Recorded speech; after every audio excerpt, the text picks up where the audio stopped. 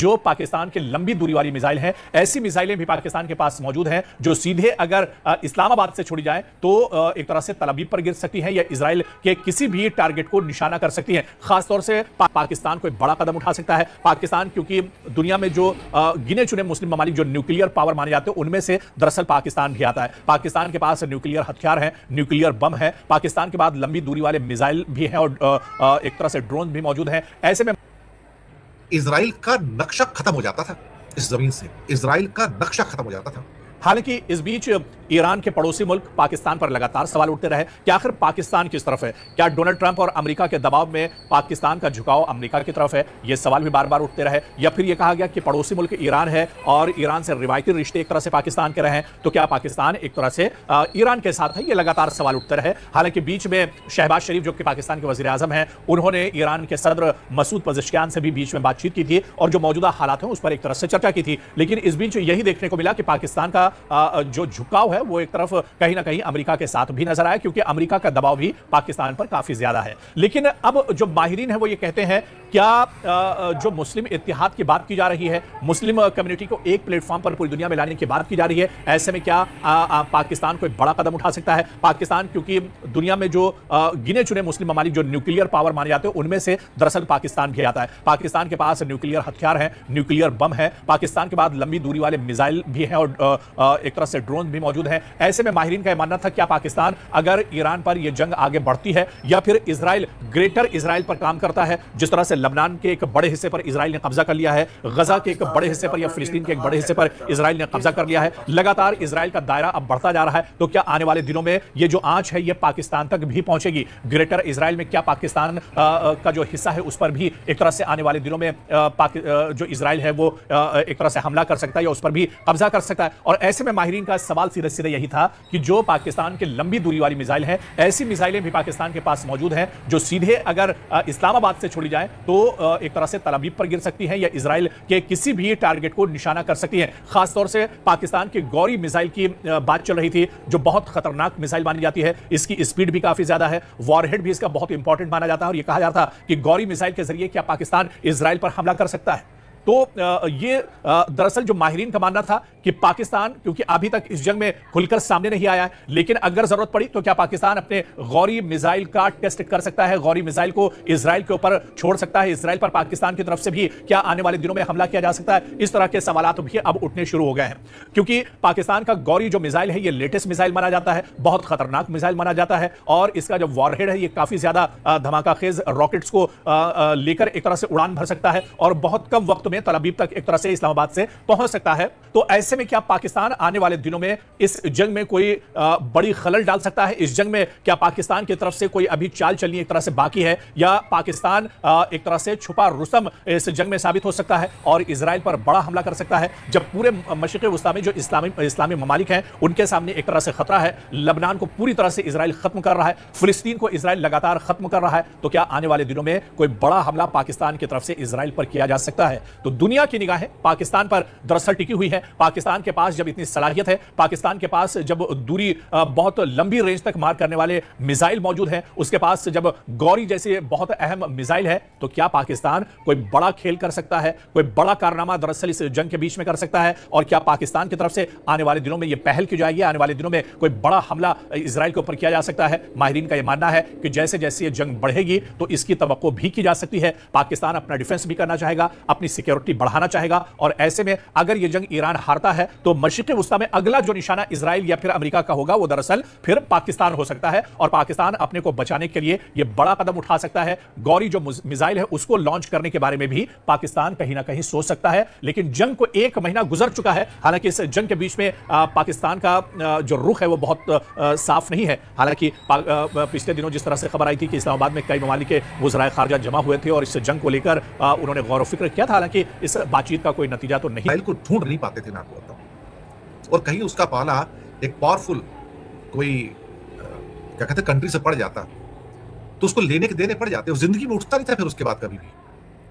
उसको क्या है कि गुमान हो गया कि मेरे सामने कोई है नहीं तो मेरे हवाई जहाज जाएंगे अटैक करेंगे, मेरी मिसाइल जाएंगे अटैक करेंगे, उनको गिरा नहीं सकता। और पहली बार ऐसा है ना कि वो ऊंट पहाड़ के नीचे आया है, उसको लगा कि मैं ईरान को भी मार दूंगा, ईरान भी बकरी का बच्चा है, लेकिन ईरान के पास तो नेवी भी नहीं है, उसके पास एयर फोर्स भी नहीं है, एक स्ट्रांग एयर डिफेंस भी नहीं है। उसके बावजूद भी सिर्फ शाही ड्रोन से और मिसाइलों से जिस ढंग से इजराइल को ब्लीड किया है, जो उसका खूनो खून किया है, अब वो चिल्ला रहा है। डिमोना में तो खैर सैकड़ों लोग घायल हुए हैं और बहुत मरे भी हैं, मैं आपको बताऊं। लेकिन जैसे कि आदत है नेतन्याहू की कि वो बताएगा नहीं आपको कि कितने लोग मरे हैं, क्योंकि ये छुपा कर रखने वाली चीजें हैं। जैसे अमेरिका भी छुपाता है, वो भी छुपाता है कितने मरे हैं, कितना हुआ है। लेकिन कलाई तो खुल गई ना। अब ये नेतन्याहू भीख मांग रहा है, दुनिया से भीख मांग रहा है कि ईरान दुनिया का सबसे बड़ा दुश्मन है, सारे दुनिया के देश इकट्ठे हो जाओ इसका मुकाबला करने के लिए। खुद पर चोट लगी तो साहब एहसास हुआ कि चोट किसे कहते हैं। खुद के बच्चे मरे तो एहसास हुआ कि वो 185 बच्चियां कैसे मरी थी। खुद के लोग घायल हुए तो तब पता लगा कि 20,000 औरतें और 20,000 बच्चे जो गजा में मार दिए, मासूम बच्चे, और ये वॉर क्रिमिनल आदमी हमको कहता है कि अब मुझे बचाओ, यूनाइटेड नेशन की मीटिंग बुलाओ। फिर कहते हैं ये क्लस्टर बम्स का इस्तेमाल करता है, क्लस्टर बम्स का, जो कि इंसानियत के खिलाफ है। वो कौन से बम थे जो इंसानियत के साथ थे, जो गजा में बरसाए गए? अभी 1000 लोग जो मारे हैं पिछले 10 दिन के अंदर लेबनान के अंदर, बैरूत के अंदर, जिसपे 200 बच्चे मारे गए हैं, क्या वो वॉर क्राइम नहीं है क्या?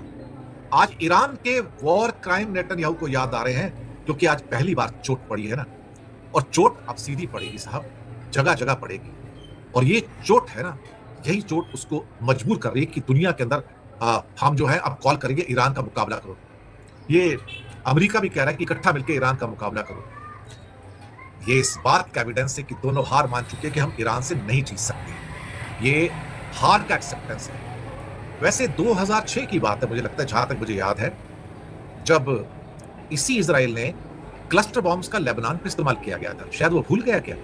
आज वो कहता है कि ईरान के क्लस्टर बॉम्ब्स इंसानियत के खिलाफ हैं। तो जरा याद दिला दो उसको कि तुम्हारे क्लस्टर बम जो तुमने यूज किए थे 2006 के आसपास लेबनान में, वो क्या थे बाय द वे? वो क्या इंसानियत के प्रेमी थे या इंसानियत के दोस्त थे क्या वो? मुझे लगता है कि इजराइल के जाने के दिन आ गए हैं। अगर इजराइल की यही हरकतें रही तो मैं आपको दावे के साथ कह सकता हूं कुछ सालों में आपको दुनिया के नक्शे में इजराइल देखने को नहीं मिलेगा। जो उसके खिलाफ आज नफरत है लोगों की, जो ज्यूज के खिलाफ जो नफरत है लोगों की, बेइंतहा नफरत है, आप उस नफरत को बढ़ते हुए देखोगे। और ये लोग भी एक दिन भागते नजर आएंगे। आज इसके साथ अमेरिका नहीं होता था, अभी इसी वॉर के अंदर, तो ये आदमी देश छोड़कर भाग जाता था। नेतन्याहू देश छोड़कर भाग जाता था। ये ऊपर से वो ट्रंप, एक दूसरा बेवकूफ इंसान, एक बंदर जिसके हाथ में उस्तरा है, वो अपना गला काट रहा है। क्या कहता है वो? कहता है ट्रंप कि 48 आवर में तुम ये कर दो, सरेंडर कर दो और उसको खोल दो, वरना अंजाम देखो, वरना मैं तुम्हारे एनर्जी के सारे जितने सेंटर्स हैं, मैं तुम्हारे पावर सेंटर्स हैं, बर्बाद कर दूंगा। तो ईरान ने तो पहले बोला है आपको 2 घंटे लगेंगे मुझे बर्बाद करने में, मैं पूरे गल्फ को आधे घंटे में बर्बाद कर दूंगा। ना वहां पर बिजली होगा ना पानी होगा, और मैं उनकी सभी लाइनें कट कर दूंगा। एक एक करके बोला उसने कि क्या क्या मैं कट करने जा रहा हूं, what I am going to cut. तुम्हारे वाटर के सैनिटेशन प्लांट्स हैं, मैं वो भी कट कर दूंगा। तुम्हारे पावर प्लांट्स हैं, वो भी मैं कट कर दूंगा। और साथ में जो तुम चाहते हो वो कट कर दूंगा, और तुम रोक नहीं पाओगे।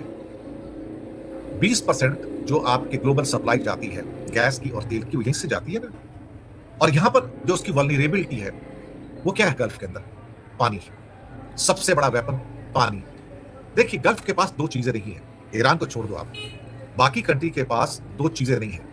एक, उनके पास अपनी फसल नहीं है, अपना फूड स्टफ नहीं है। दूसरा, उनके पास पानी नहीं है। आप कहोगे जिसके पास पानी भी नहीं है, जिसके पास खेती भी नहीं है, जिंदा कैसे है? तेल पर जिंदा है, क्योंकि तेल से पैसा कमाते हैं और दुनिया से फसलें खरीद सकते हैं, अनाज खरीद सकते हैं, खाने पीने का सामान खरीद सकते हैं। और आपने 400 के करीब पूरे गल्फ के अंदर यहाँ पे वाटर के डीसैलिनेशन प्लांट्स हैं। अगर वो डीसैलिनेशन प्लांट्स ना हो तो भाई इनकी 4-5 करोड़ की पॉपुलेशन है सब कंट्री की, ये प्यास से मर जाएंगे साहब। ये भूख से नहीं, ये प्यास से मरेंगे, मैं आपको बताऊं। और दुनिया में कोई ऐसा सिस्टम नहीं जो 4-5 करोड़ लोगों को पानी सप्लाई कर सके।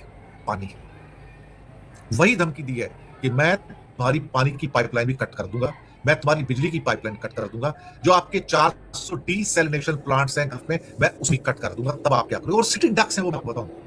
Kuwait 90% of drinking water desalination plant से आता है। ओमान में 86% पानी डीसैलिनेशन प्लांट से आता है। सऊदी का 70% पानी डीसैलिनेशन प्लांट से आता है। बहरीन और कतर का 90% पानी डीसैलिनेशन प्लांट से आता है। साहब इनके पास तो पानी नहीं है, ये तो 5 दिन जिंदा नहीं रह सकते। 3 दिन के बाद चौथा दिन आ गया तो ये हथियार डाल देंगे। ऊपर से सऊदी अरेबिया को तो ज्यादा कड़ा हुई साहब कि ईरान को बर्बाद कर दो। मैं तो किंग फहद एयरपोर्ट भी तुम्हारे लिए खोलने को तैयार हूं, अमेरिका को बोल रहे हैं। भाई कितने तलवे चाटोगे उसके, और कितने तलवे चाटोगे इस नेतन्याहू के। ये दोनों तो वॉर क्रिमिनल्स होके हैं इस टाइम, वॉर क्रिमिनल्स हैं दोनों के दोनों। मुझे लगता है कि जो हालात पैदा हुए हैं उसमें मैं एक बात तो शर्ती आपसे कह सकता हूं, दुनिया में करीब करीब स्टेट ऑफ हॉर्मस जो है चोक पॉइंट है, इसको चोक पॉइंट कह सकते हैं। ऐसे करीब करीब 6-7 चोक पॉइंट्स है दुनिया में। ज्योग्राफी को भी वेपन बनाया जा सकता है, ज्योग्राफी को वेपन बनाया जा सकता है। ये ईरान ने दुनिया को शो किया है कि उसके लिए मुझे तुम्हारे जितना ताकतवर होने की जरूरत नहीं है, उसके लिए मेरे पास अमेरिका के बराबर टैंक्स और विमान और फाइटर प्लेन्स और एयर डिफेंस सिस्टम होने जरूरी नहीं है। मैं भूगोल को, मैं ज्योग्राफी को मैं कन्वर्ट कर सकता हूं वेपन के अंदर, और इस बात का एहसास ईरान को बहुत पहले से है। दुनिया को हॉर्मस की खाड़ी का चप्पा चप्पा नहीं पता, लेकिन ईरान के लोगों को उसका चप्पा चप्पा पता है। उसका केशम आइलैंड पता है, लारका आइलैंड पता है, खार आइलैंड पता है, और बाकी जो छोटे छोटे वहां पे जजीरे हैं ना, जो आइलैंड्स हैं, सब कुछ पता है उनको। उन्हें मालूम है कि इसका इस्तेमाल